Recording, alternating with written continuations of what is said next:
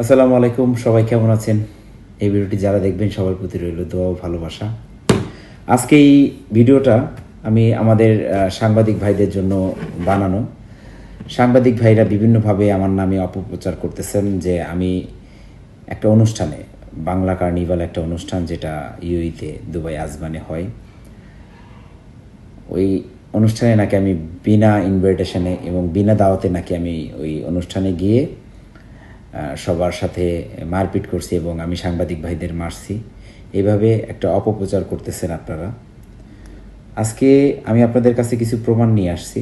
আমাকে তারা কতবার দাওয়াত করছে এটা দেখানোর জন্য। আমার বাসায় মিনিমাম 10 বার আসছে। আমি ভিডিও এখানে দিব, আপনি দেখতে পারবেন।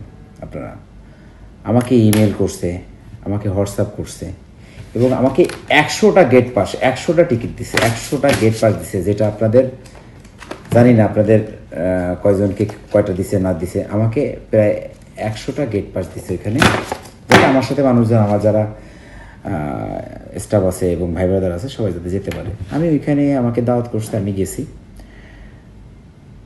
আমি যদি না যেতাম তাহলে তারা কষ্ট হতো। এইভাবে ফোন করছে, আমি ঘুমাইছিলাম ওই দিন, আমি যাব না, আমি কোনো অনুষ্ঠানেই যাই না। একটা অনুষ্ঠানে একটা অ্যাম্বাসেডর ওইখানে বিশেষ অতিথি, আমি প্রধান অতিথি। সেই সব অনুষ্ঠানেও আমি যাই নাই। এখানে শত শত অনুষ্ঠানে আমাকে দাওয়াত করে, আমি যাই নাই।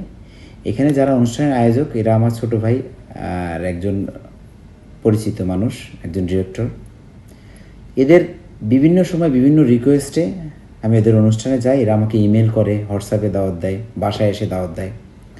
10 বার আসছে মিনিমাম, আমার বাসায় এবং আমার অফিসে 10 বার আসছে। তো সাংবাদিক ভাই যারা এখানে আছেন, আপনারা তো আর আমার শত্রু না। আপনারা যে মিথ্যা প্রচার করতেছেন, এই ভিডিওটা দেখার পরে আপনারা কোথায় যাবেন বলেন? আপনারা যেভাবে মিথ্যা প্রচার করলেন না জেনে, দেখেন এই ভিডিওটা আপনারা দেখেন। এখানে আমার কাছে সেই ডিরেক্টর সাহেব কেন মাপ চাবে?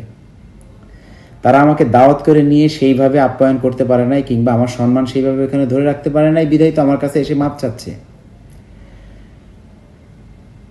এই যে ডিরেক্টর, দেখেন এরা তো এইসব অনুষ্ঠানের নাম করে এক বস্তা টাকা পাচার করে বাংলাদেশ থেকে এদেশে, বিভিন্ন দেশে টাকা পাচার করে।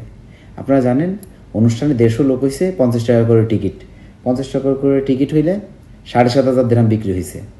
মানে খরচ হয়েছে প্রায় 7 লাখ দিরহাম। আর টাকা কোথা থেকে আসছে?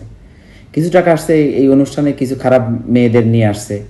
সব তো আর খারাপ না, কিছু খারাপ মেয়েদের নিয়ে আসছে, এদের দিয়ে বাংলাদেশের নাম বদনাম করতেছে। তো আপনারাই বিচার